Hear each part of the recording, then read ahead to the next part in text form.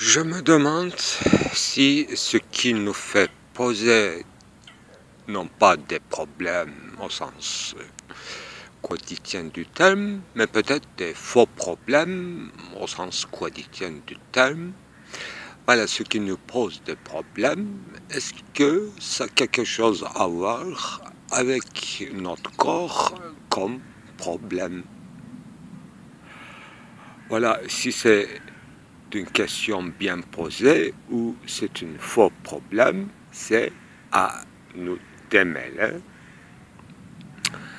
Alors, supposons que il y a tout, mais il n'y a rien.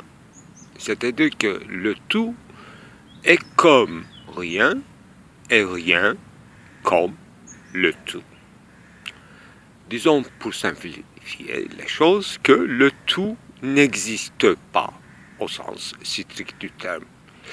Et nous avons une idée de tout.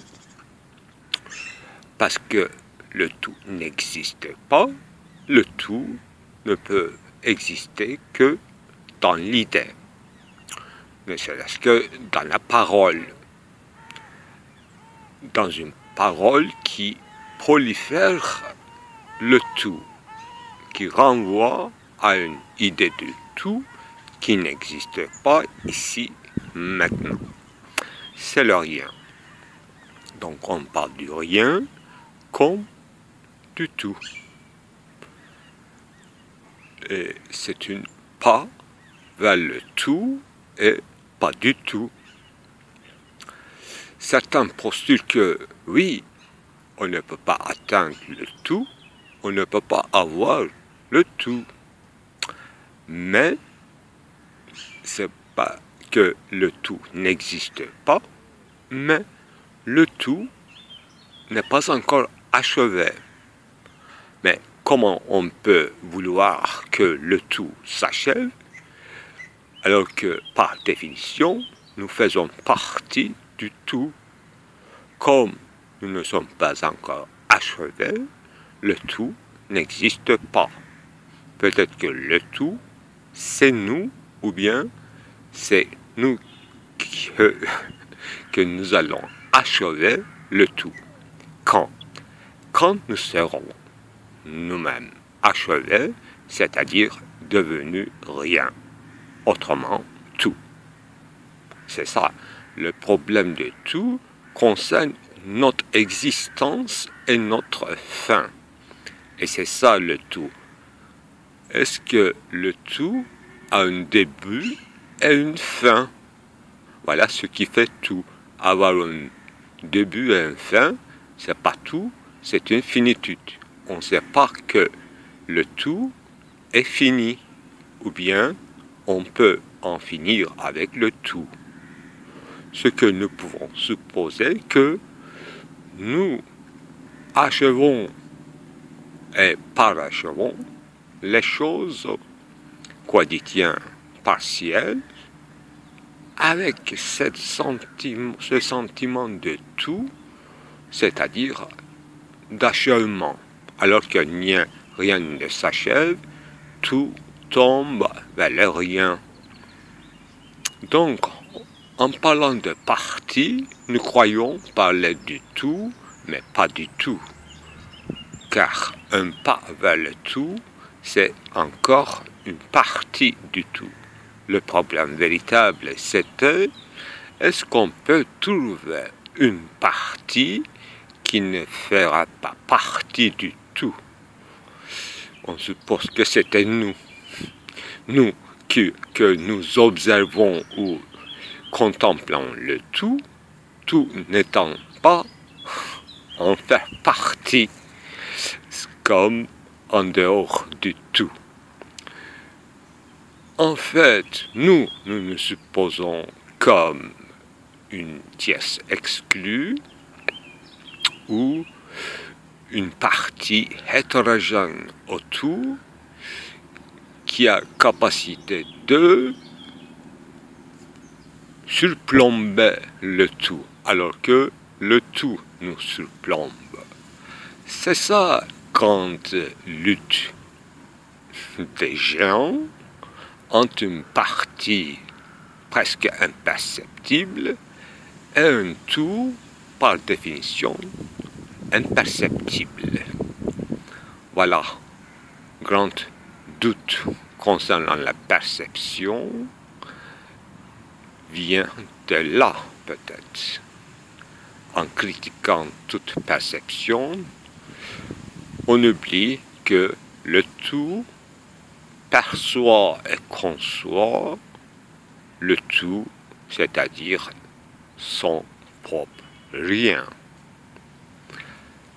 Élargissons le cercle de tout, nous obtenons maintenant un trou, un véritable trou qui est complètement transparent et qui nous donne comme vue, comme sentiment, comme affect et concept le tout.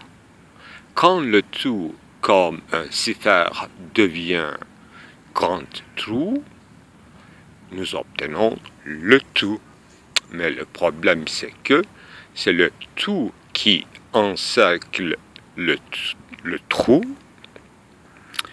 et lui-même une limite, sa propre limite. Nous obtenons le même deux fois et infiniment. Voilà, dans cette supposition de tout comme une grande cifère et comme un trou, nous tombons encore dans ce postulat de grand verre selon lequel toute mouche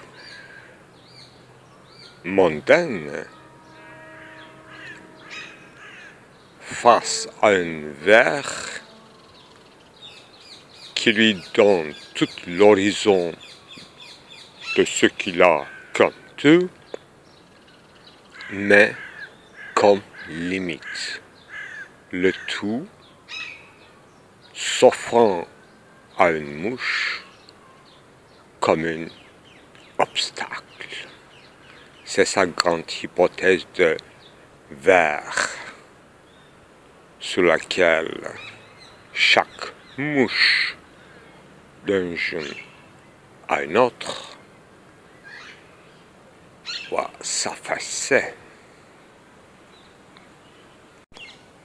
Voilà, dans cette supposition de tout comme une grande cifère et comme un trou, nous tombons encore dans ce postulat de grand verre selon lequel toute mouche mondaine face à un verre qui lui donne tout l'horizon de ce qu'il a comme tout, mais comme limite. Le tout s'offrant à une mouche comme un obstacle.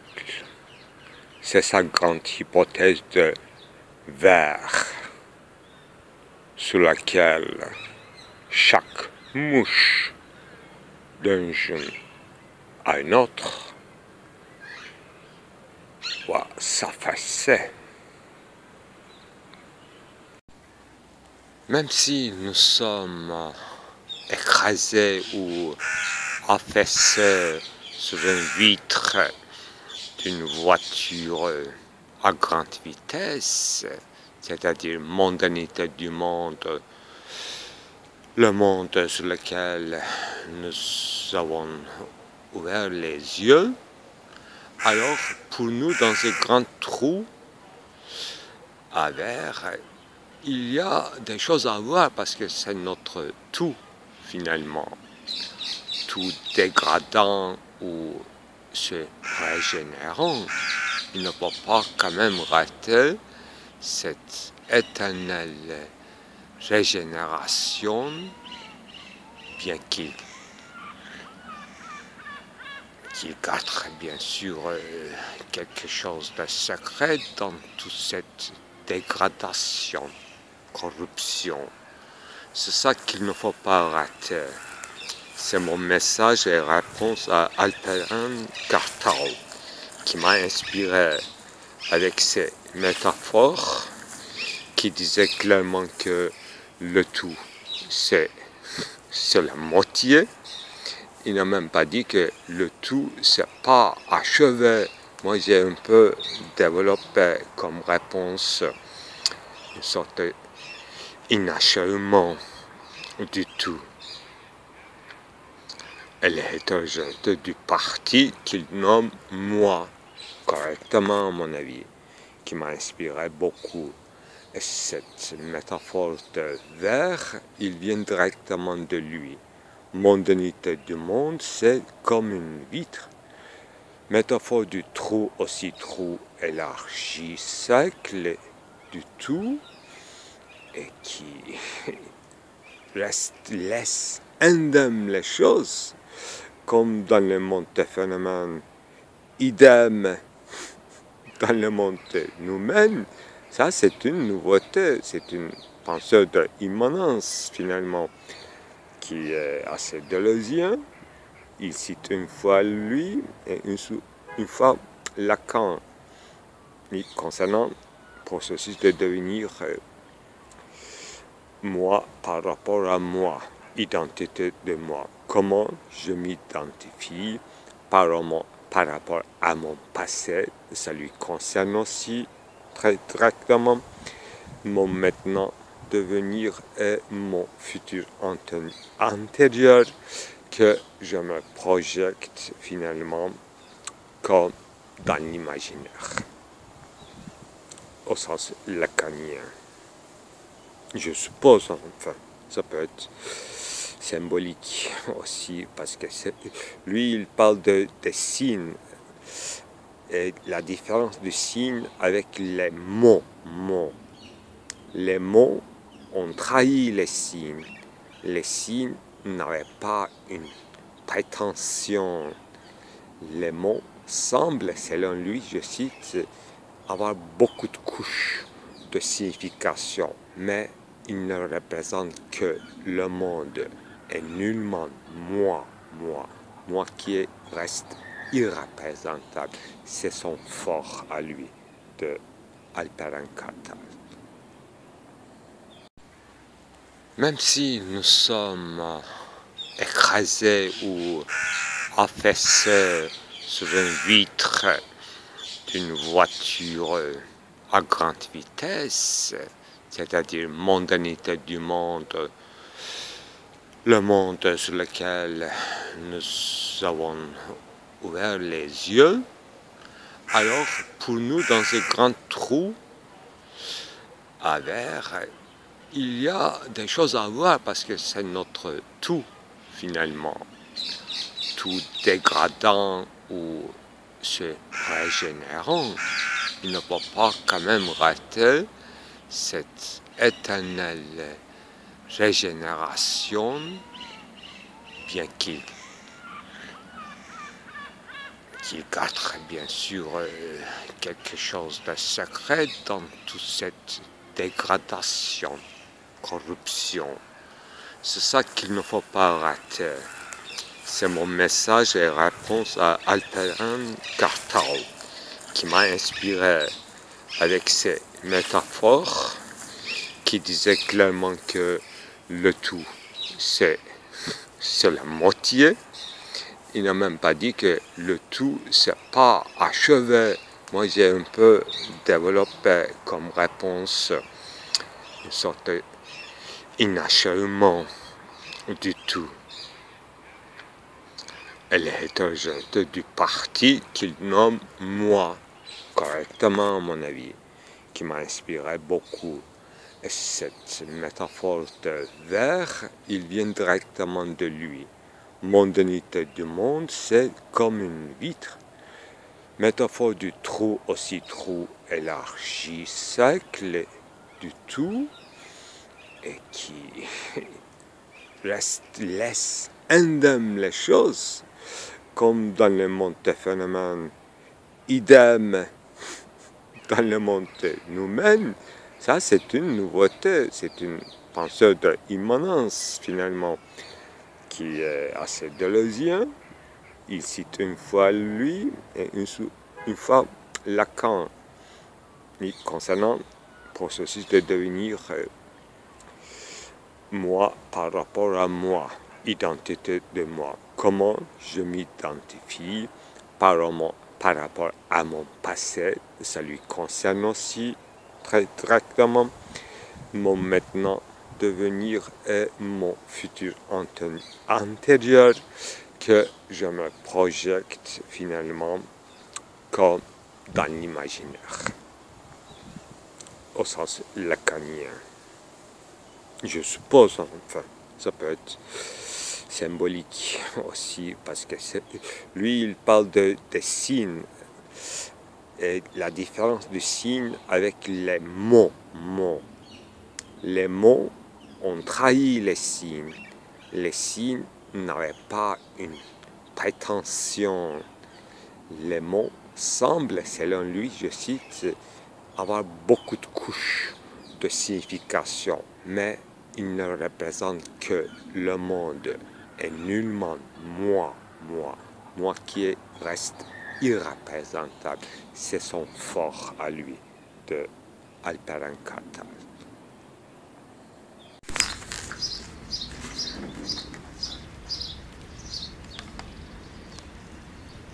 Je n'ai pas aimé la qualité du feu parce que c'est très dispersé, mal fait, mais ce que j'aimais, c'est que c'est juste devant un mar. C'est building des Émirats arabes qui a Colin.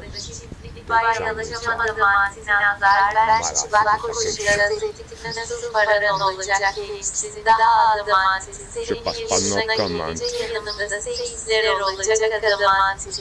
Evde yeri adım üzerine olanlar güzel hayaller adım hayal bedava evet adım zaman şaradı sana adım derden boşunun önemli adım resmi sana sonuç vardır Osman adım demek üzere adım dua evim adım dışarı evdesin adım sen farklı dışarısı rahat böylece haklısın çizer Parce que c'est ensemble des hôtels Concorde, mais il n'y a pas de touristes. Et il y a une destruction de tout un quartier, un vidage et une occupation. C'est pire qu'une armée étrangère. Le capitalisme tue à chaque bouffée d'air. Et les enfants, il met en feu, il s'enfuit. C'est ça, résumé de la situation.